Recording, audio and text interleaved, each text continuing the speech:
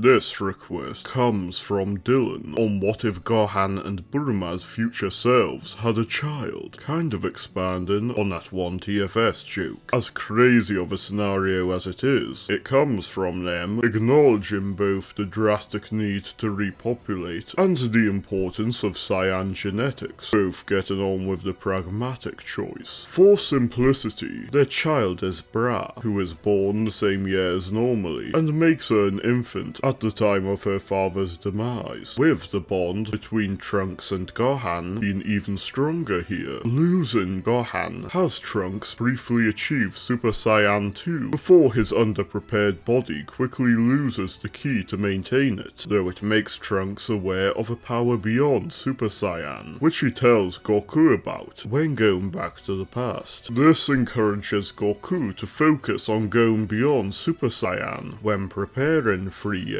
But earthly Shugyo isn't intense enough for him to go further than achieving grade 2 by the time of facing 19. This puts more pressure on his heart, but has enough power to destroy 19 before he goes unconscious. With this, 20 is helpless once Vegeta arrives, and immediately drains Piccolo after hitting him with the eye lasers. This isn't enough to face Piccolo's full power, with him then noting he'll release 17 and 18, which confuses Piccolo. Gero then launches a blast at Gohan, which Piccolo blocks as he attempts to flee. Vegeta blocks Gero's path, but tells him he'll go with him to see the 17 and 18, when 20 has proven a poor opponent. Piccolo attempts to stop him, but Vegeta says he'll treat Piccolo as the warm-up if that's how it is. Piccolo proves an even match for Vegeta when sparring with grade 2 Goku has made him far stronger, but it provides the opportunity for Gero to escape as Trunks arrives with Bra, who he's been tutoring a year now, and was considered by Bulma safer in Trunks' care. Without having to help Bulma and Yajirobe, Gohan joins the battle, but is of no help against 17 and 18. This does cause Bra to become very angry though, and shout at 17 to not hurt her dad, as she charges to no avail. After the battle, this revelation is one Gohan and Bulma struggle to process, with Bulma being even more determined to not let this future go down Trunks' path. Despite his higher level of Super Saiyan, Goku isn't 100% confident on taking on all 3 artificial humans and Cell, as he brings up the Room of Spirit and Time. Vegeta and Trunks go in as normally, but Trunks is far less concerned about forging a familial bond, when Gohan was the dad who stepped up, thereby having far less concerns about showing off grade 3, and Vegeta showcasing the flaw of the form. Both having achieved the grade forms earlier, they use the remaining time to master Super Saiyan, with it being enough for Trunks to finally use Super Saiyan 2 at will. With these changes, Trunks uses Super Saiyan 2 in order to overpower Vegeta when he attempts to let Cell become perfect, but enough time has been wasted that Cell uses a Taioken to escape and absorb 18. Cell has to get far more serious to defeat Vegeta, but Trunks, having gained similar ki to what Gohan would get from the room, makes Trunks humiliate Cell and give him no opportunity to perform the unexpected. Needing far less time to master Super Saiyan, Goku has enough time to fully see Gohan's hidden power, and encourages him to think of Bra having to grow up without him, or be helpless against others if he can't let his rage out to protect her, being enough for Gohan to achieve Super Saiyan 2 before they leave. Goku and Vegeta are then given the opportunity to have their rematch, where Vegeta ends up winning, but spares Goku out of Trunks having an effect on him, telling Kakaroto that it would be boring to get rid of such an opponent. Trunks and Brad then return to their world after Goku gets Dende, and peace comes to both worlds for now. The Buu arc starts as usual, but Goku's presence has him better prepare Gohan, Goten, and Videl for the Budokai, Goten having been taught enough martial arts skills to defeat Trunks, and Videl being tutored well enough on ki cultivation to defeat Spopovich. Tenshinhan and Chaozu also enter and take Mighty Mask and Tequila's places, with Chaozu fixing the matchups to have Goku fight Shin in the first match at Goku's request, Shin being shocked at how easily Goku defeats him. Before match 2 is Kuririn vs Bunta, and match 4 between Great Saiyaman and Kibito goes as usual. Mr. Satan still proposes the Battle Royale, which allows Chaozu to easily become champion. At Babidi's ship, Vegeta's outburst is far more genuine, with him having no interest in Babidi's magic, then disposes of he and Dabura, and returns to the Budokai for an exhibition match with Goku that he wins before they go off to fight at their limit, which yields the same result, Vegeta being glad to prove his superiority, but also having realised the importance of Goku's mindset and presence in causing Vegeta to aim for greater heights. Meanwhile, with no knowledge of the Dragon Balls or unleashing of Buu, Goma stays safe in the Makai, and Arinsu has a far more earnest alliance with him. 4 years later, everyone enters the 26th Tenkaichi Budokai, with Gohan having prepared enough to gain the prize money with Goku that he sweeps through the competition. Goku does get the opportunity to fight Vegeta, with him winning this time through his sparring with Gohan, thereby keeping their rivalry competitive. For Super, Beerus asks calmly about the Super Saiyan God, with who becomes it, amounting to a game of Janken. Like against Buu, Goku wins it, and with Sorbet finding out about Goku defeating Kaioshin, pushing Frieza as usual. Events go near enough the same until Goku Black comes to Trunks' timeline. By this point, Bra is 15 and has grown into a good sparring partner for Trunks, who's already greater ki than usual, has him progress with the Zetor Sword to have both of their potential unleashed before facing Babidi. Neither can match Goku Black though, with Trunks using the Taioken to escape. They spar on the Kaioshinkai and quickly attain a level of strength where Black's best efforts aren't enough to survive until Zamasu gets there. Trunks then distracts Zamasu while Bra goes to the past to learn the Mafuba, return to seal him, and quickly save their future. Learning what happened has Vegeta advise Gohan to use the Zetor Sword due to his potential. Bra's level of ki also encourages Goku and Vegeta more, with both mastering Super Saiyan Blue by the time of the Tournament of Power, with the main difference there being Gohan having yet to become rusty enough to ever lose the ultimate state is instead far stronger from the start, to the point he easily stops Frost from targeting Kuririn and overpowers Kefla later on. He still isn't strong enough to compete with Jiren, but the tail fight in Ultra Instinct Goku takes on Jiren is enough for Gohan to do cleanup, before reviving the other universes. When Goku and Vegeta fight Broly, Rodai Kaioshin observes it and explains the Potara, having Kibitoshin provide them for Vegeta Blue to defeat Broly. The Moro arc doesn't happen, with Buu sealed away, nor does the Granola arc beyond Granola using the Dragon Balls to become the strongest in the universe to defeat the Heaters and target Frieza, only to fall in vain. Superhero goes the same, Goku's efforts having him acquire Ultra Instinct in time to spar with Gohan, and how things go from there we have yet to see. For GT, Goku and Vegeta test each other regularly enough that they spar on the Shinden in time for Pilaf to sneak in, and GT's opening events commence as usual, until Kibito brings Goku to the Kaioshinkai. Goku goes through using the Zetor Sword, and Rodai Kaioshin goes about regrowing Goku's tail once he's freed. As this takes far longer than usual, and there's no Oob, Pan's life is taken by Gohan. This does provide no rush for Goku to return though, which allows him to go through the proper Shugyo to achieve Super Saiyan 4 without becoming a Golden Ozaru. As Bulma hasn't become aware of how he achieved it, she doesn't think to develop the Brute Wave emitter, and Kibito brings the Choshinsui for Goku to force feed it to Baby and expel him from Vegeta's body before putting an end to him. After the restoration of Earth, Vegeta's desire to catch up has him request to be taken to the Kaioshinkai to go through the same process, Shin reminding his ancestor that it was Vegeta who prevented Majin Buu from awakening. Vegeta achieves the form and fights intensely against Goku in the Room of Spirit and Time, both drawing out its full power, and around 11 7 years later, Vegeta senses his death approaching and requests Goku leave Earth with him to settle their rivalry with one final battle. Sometime after that, in Trunks' timeline, Baby becomes active, and Rodai Kaioshin has Kibdoshin give Trunks and Brad a Potara, in case he proves too much. It proves necessary when even their Shugyo, since defeating Babidi, has proven not enough to face Baby's perfect form, with Branks defeating Baby and assuring peace for the future. It's with this that we see how having someone of similar potential could aid Trunks in his world, as well as how the difference in father-son dynamics would drastically affect the story. Thank you for having watched all the way through this. Request a what if, subscribe for more, and check this channel out. On the topic of father-son dynamics, you may be interested in this older video on how the Cell arc explores them.